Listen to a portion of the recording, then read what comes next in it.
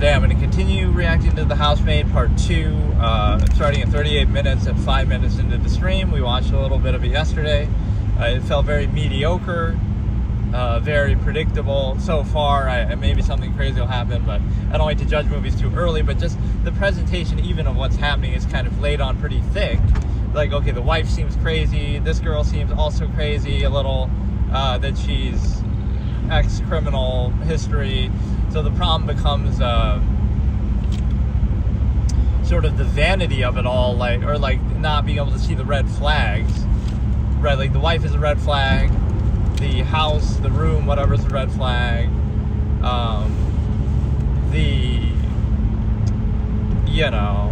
the girl herself is a red flag. So it's like when one red flag meets another and they tolerate each other's red flags because they have their own, right? That's how you can perceive certain relationships too. Like, oh, why did you put up with this guy despite his red flags and issues? Oh, because you have your own. So then you try to use one to excuse the other. So let me look at two concepts here. One quote that came out of mine from the past, my debate format, was, this is where I'm sort of combining it. I'm not just a film critic, but I'll combine my absolutist philosophy into here. So when the film critic or the reactor says better quotes than the movie itself has in it, right? Like my own quotes that I'll use are better than the quotes in the movie. Where I said, again, this expression, when the whole moms are gossiping, it's like, if people talk to you about others behind their back, then you should be aware that they'll talk about you to others behind your back, right? Like, oh, you're gossiping, and oh, look at all this gossip, and we're just talking with our friends. But they're talking about some of their other friends or other people, right, to you, and they're gossiping to you because, oh, you're the friend.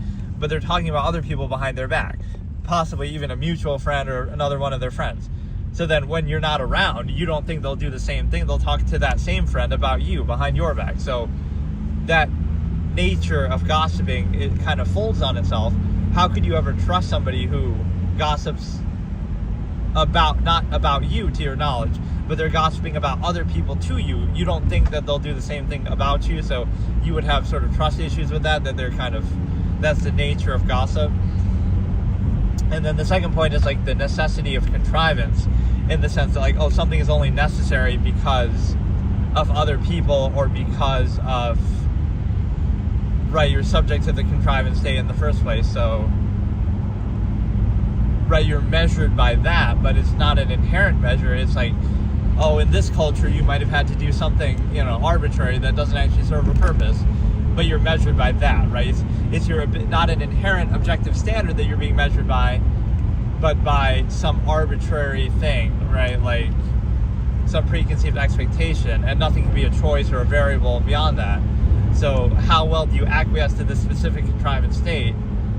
Not based on some standard. There's an overlap, but social contrivance is really bad for that, where you got to that's what social contrivance serves as. It serves to reinforce every era, every contrivance state, regardless of what it is. So it could be Germany in World War II, but you got to be nice and positive to overcompensate for the cognitive dissonance of the current state. So no matter what the era, you try to reinforce it. So social contrivance is nothing more than a way to try to reinforce whatever is in front of you, even if whatever's in front of you might not be perfect or good or whatever. It might be flawed, it might be terrible. So in a way, it's kind of a bad thing, because you say,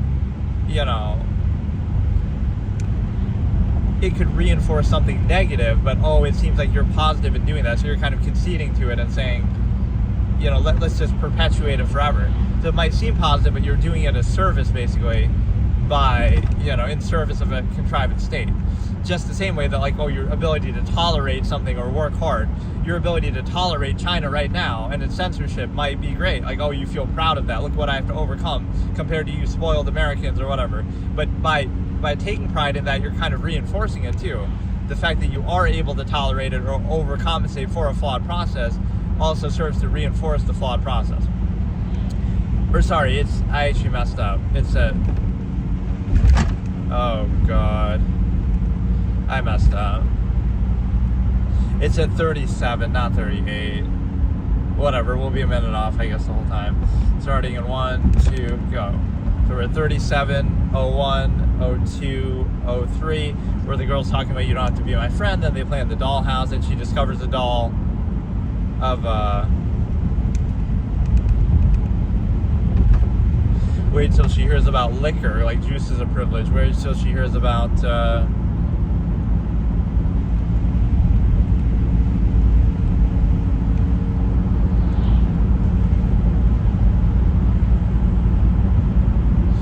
again, she's seen a million red flags, like from the mom, not really from the dad, but maybe that'll be the twist. Like I could.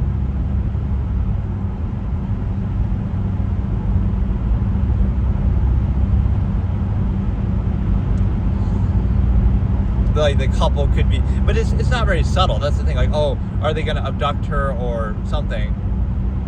But it was pretty obvious from the beginning. Like, then the wife is crazy. Like, shouldn't you be more subtle about it if that is the plan? Or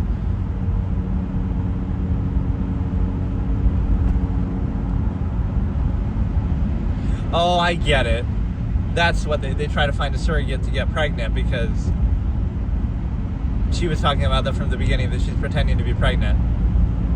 That's why she was being crazy and making all these noises and yelling, as if she doesn't do that every day about every single fucking thing.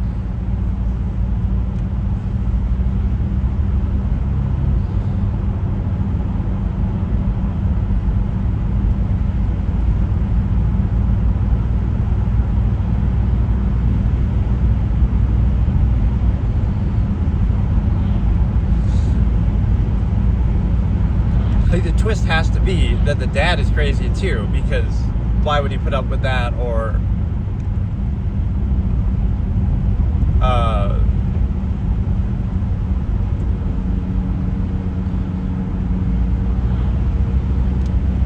right, that he's in on it too, trying to abduct her or something. But she doesn't, it's too many red flags. Like, she's seen that, like, let's count the red flags. She's seen that her doll went missing. She's seen all the screaming. She's seen all the craziness of the wife. She's seen the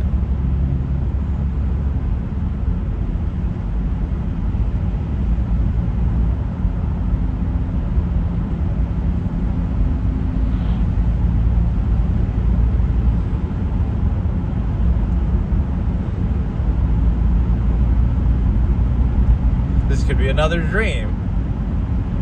Not that she belongs in a nut house, that she already was in a nut house. Or she was maybe cutting herself.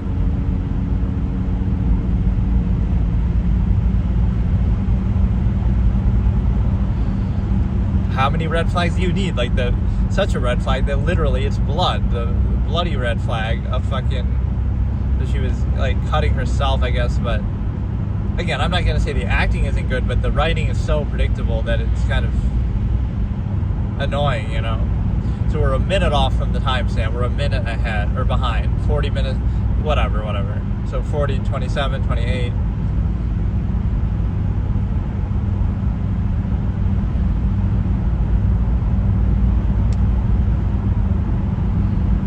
It's not even honest, but like, what were you trying to prove? You were in denial, trying to manifest. Do you subscribe to the law of attraction like Jodi Arias? Is that what it's going to turn into? You're very understanding of people's red flags.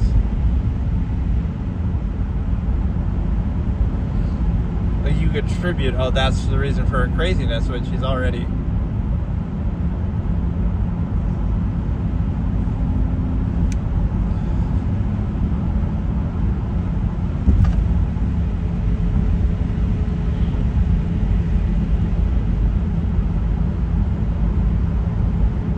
Like, you're grooming her, trying to be her sugar mommy almost kind of effect when you try to fire her. So like,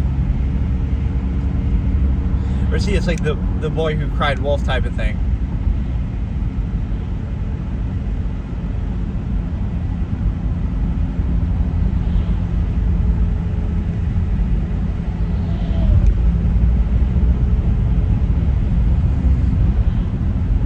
And see, like,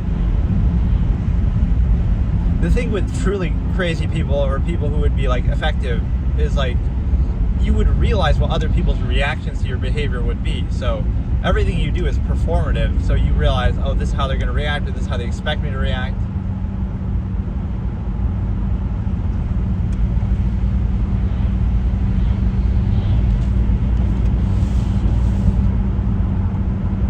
Is that foreshadowing? Is she actually going to save somebody's life? So, like, again, it went from red flags on both sides. But, like, she cries wolf. Like, she gets crazy about everything. But then one time she's going to be right. Like, oh, maybe the husband and her, Millie, are going to be, cheating together. Oh, look, we can bond over the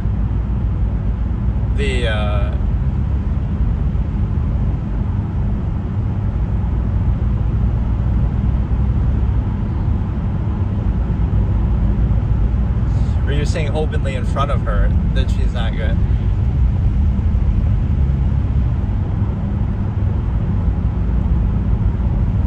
But she doesn't behave like that. You've seen it in front of you, like.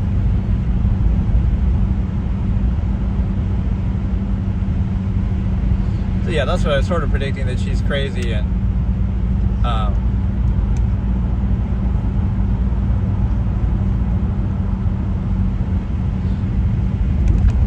or even when she was a kid, she supposedly burned her house down and killed her parents too. Okay, now this is a red flag confirmation. This is like a red. It's not a red flag. It's a red flag having a stake stuck into the ground, right? So now the red flag is cemented. It's not some random red flag waving in the wind. It's literally in a thing. So, I mean, you kind of already knew that, or like you knew something was up. Car smells like feet. Yeah, we're gonna get. That's what she's doing. She's posting foot pics on OnlyFans with her feet up on the dash.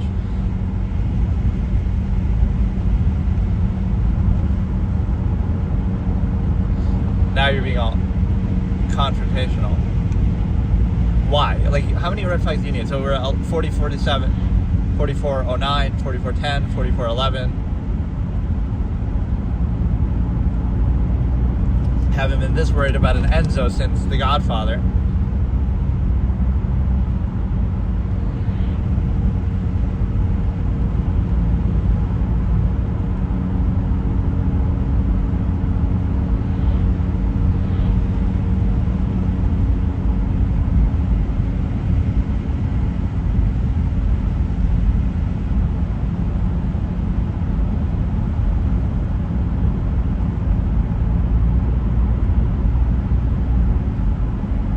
You got to start recording what she says, and how's she gonna argue with that?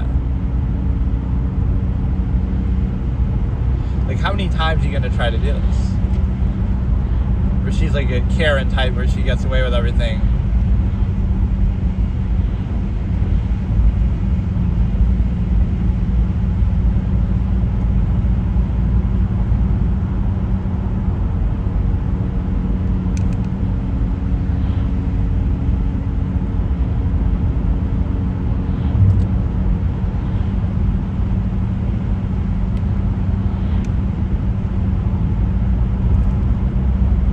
So the thing is, again, the red flags that you ignore, like, again, she tried to fire Millie already because she thought, oh, there's something maybe going on with her husband and her. But then she doesn't. I'll give you another week, and now she's still there. And then you got to have higher standards, like one strike and you're out. And then the same thing here, like Millie keeps hearing about she's crazy and this and that, and then she oh, here we go. You got to get the obligatory shower scene. But, you know, it's a situation where, again, we Sydney Sweeney in the pose, Sydney Sweeney in a towel. Like, we get why this movie was made. We do see it. Yeah, it's clearly an accident. Men of culture. You hear the shower turn off, and what are the chances? Impeccable timing.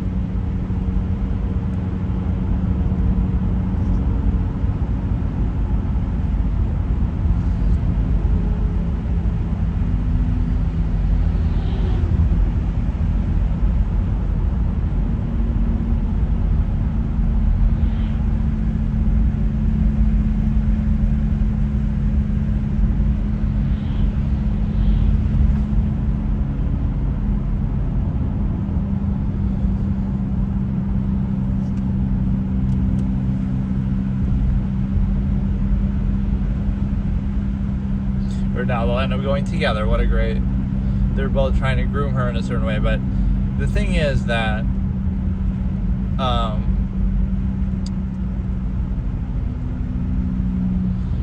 again, it's that self-awareness. That's how you got to write a character sometimes. Like, they may have something that would be considered negative by other people, but they wouldn't show it.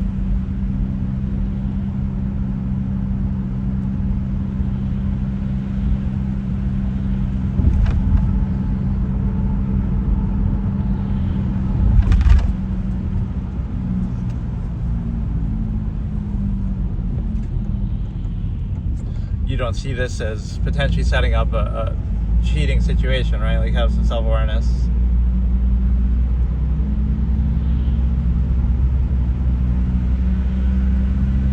Like, it's so obvious that you would be setting up for this. Or it's one of her dresses, the wife's dresses.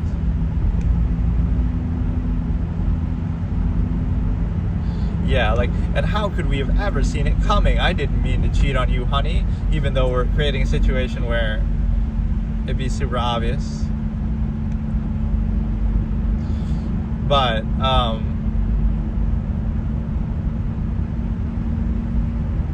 it's a situation where, again, the wife tried to fire her, the maid already. The maid tried to leave already. But neither of them act on it all the way. So now you're kind of victims of your own stupidity. You could say it's out of necessity, but... So that prediction I made was kind of right at the beginning. Like, it's a way to almost watch her. To watch the wife, in a way, right? You're almost there to take care of her. All these looks back and forth, but...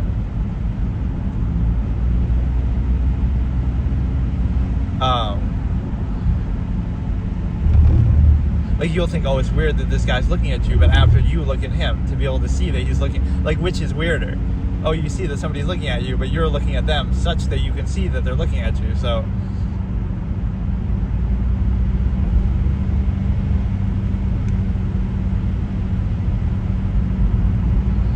here, let's get a foot job under the table to really seal the deal that you're not cheating.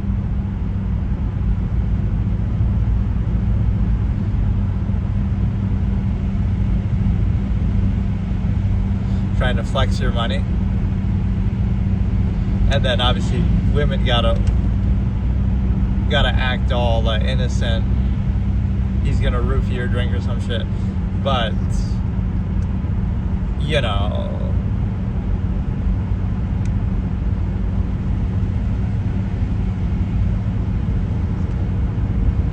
sort of 50-10, 50-11, 50-12. Timestamp is totally off now.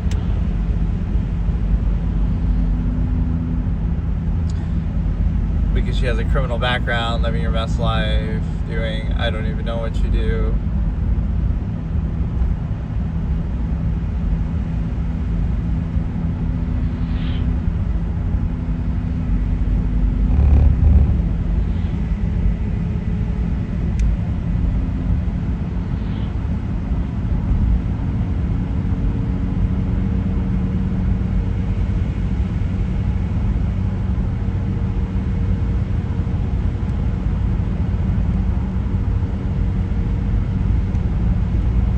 You're not, I wonder why. Like, she's crazy or something. She has that baggage from her past too, that, oh, and maybe that's like a self-fulfilling thing. Maybe she didn't do anything, but she was accused of killing her parents, maybe burning the house. So maybe she wasn't crazy then, but then that made her crazy, the accusation of it. So, like, you can, you know, it's like the concept, like, if you bully somebody, then you make them do something bad, or you know, so they'll do it not because they originally had an issue, but because you gave them an issue by bullying them, right? Just because they were quiet or something. So you kind of create it. Like, oh, now you'll see, they were crazy. That's why they deserved to be bullied, or it was justified. But, right, you kind of manifest it into being based on often your preconceived notion. Right? So that's the profile of being crazy. It's like, oh, you're quiet or something, and then people bother you because of it, and then you end up doing something negative because they bothered you, not because you really were that in the first place. This is actually kind of boring me, but whatever. It's so predictable. Now they're going to cheat, then she'll go crazy and try to kill them, and like, but there's no need for anybody to be in this situation. You can say financially, but again, there's this thing called OnlyFans. There's this thing called a lot of ways to make money, and you might be like, oh no, but she has too much respect for herself. Meanwhile, she's going to cause somebody to cheat on their spouse. So, oh, you have too much respect for OnlyFans, but you're going to be an adulterer, and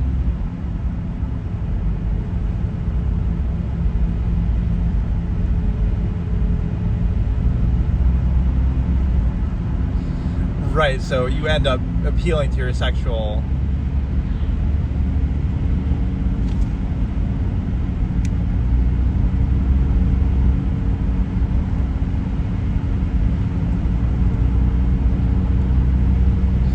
Right, like it's sort of the same thing that you're benefiting from. But do you think you would be in this situation if it wasn't for, oh, you're Sydney Sweeney and your looks? And I'm not talking about her even being an actress in real life. I'm talking about, you know, obviously you're in a nice hotel with this rich guy, flexing his money, getting you drunk, taking you to a room, even though they're different rooms, I guess, is the point.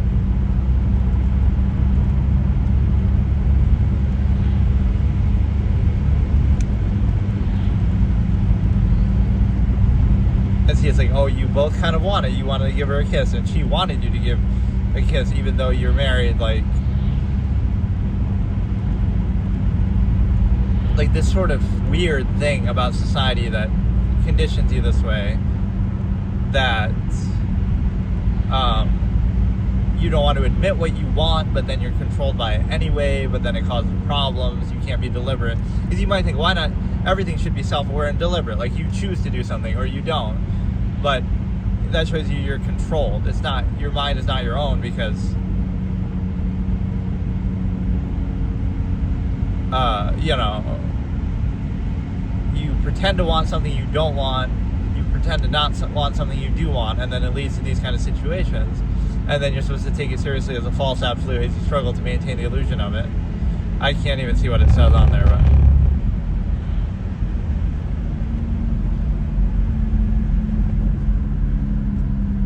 or she's getting crazy texts by the wife, probably, from the wife.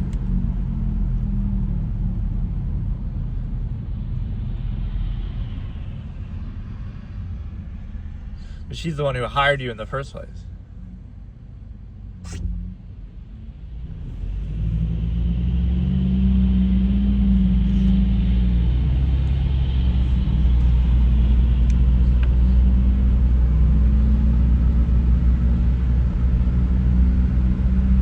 Or I don't know who it was that's texting. I thought it was the wife, but maybe it's not.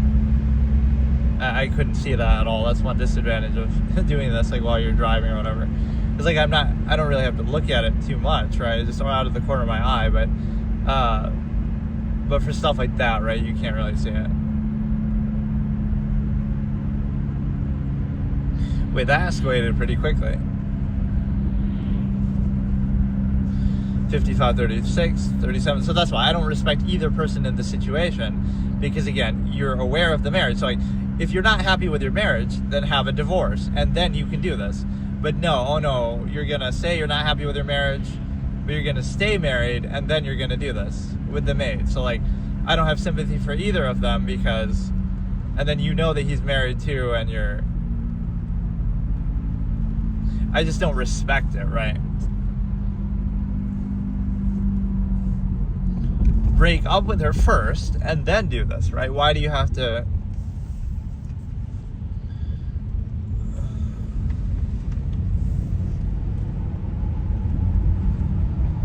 Yeah, this is like a very unsubtle movie. Like, it's just very...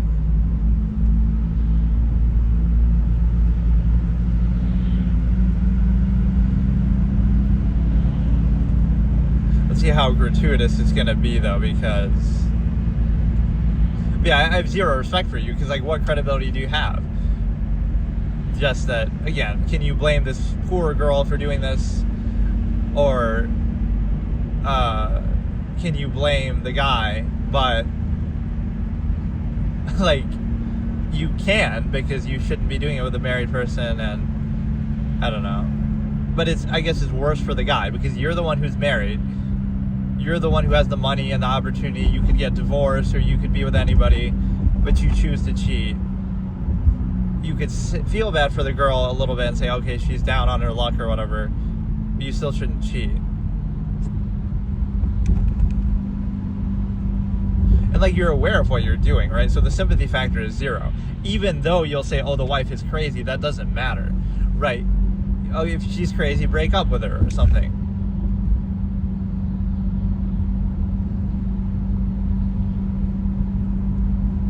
And it can't happen again. It's like, what do you mean, dude?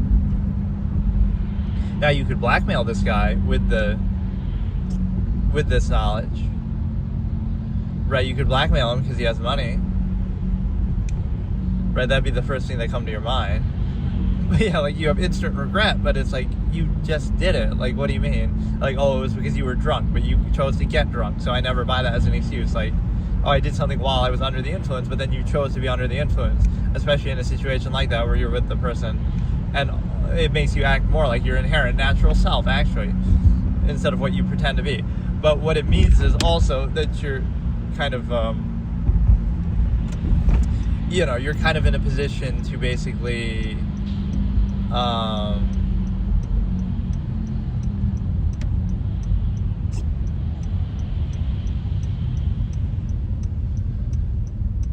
now you can do it openly in your house. What if this crazy woman had installed cameras, or she's watching? Like, openly like this, though, you even said, oh, it can't happen again. Yeah, 0 sympathy factor.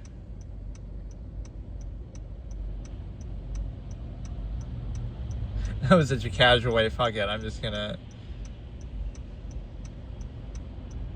It's like, maybe that's the one thing the wife was right about from the beginning. Like, oh, they're hanging out watching a movie at 2 a.m. and then it leads to this eventually. Like, people are stupid that way. But what happens is, what was I gonna say? Like even like addicts, like, oh, you have an addiction and then you're the victim. But it's not that way, because isn't it your fault for doing that thing in the first place? That's a luxury that you didn't have to do. And then isn't it your fault for doing it so much that you get addicted to it? So once you're addicted, you can say that, but like, it's your fault that you got addicted. Like, just don't do it at all then. Or just don't, there's plenty of people who have better self-control when you do it. Like,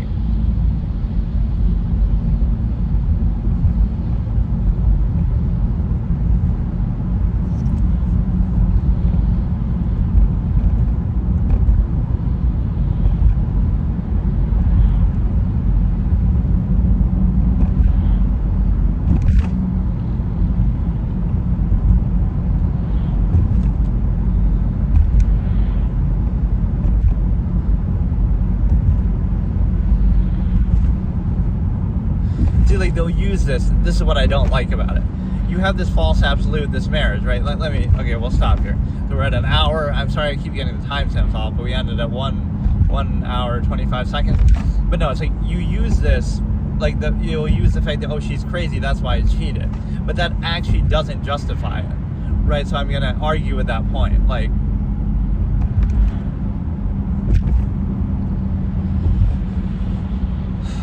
right, you would say, okay, she's crazy, that's why it justifies on both sides the maid cheating with the husband.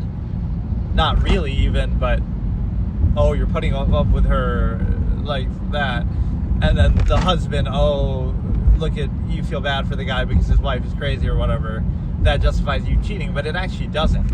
It justifies you breaking up with her if you don't like her. Or you don't even need that reason. You can break up with her if you want, right? So you could divorce her. But there's all these bad reasons, like, oh, Sydney Sweeney's doing it for the money, even though red flags, or, oh, the guy's with a wife because they have a kid together, or they don't even, but,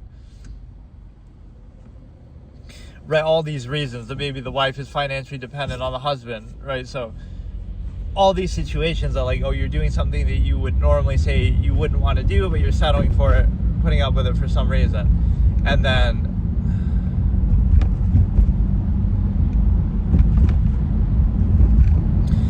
the other aspect of it is the fact that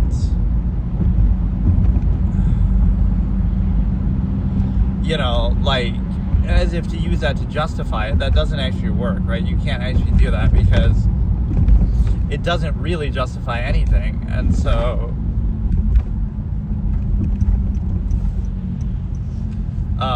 you should break up first. You should be direct about it.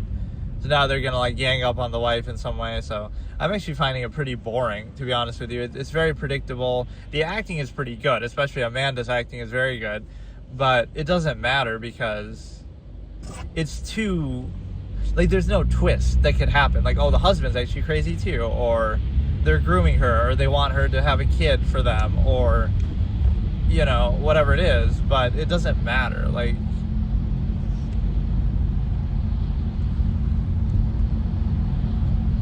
right, whatever happens is kind of just dumb because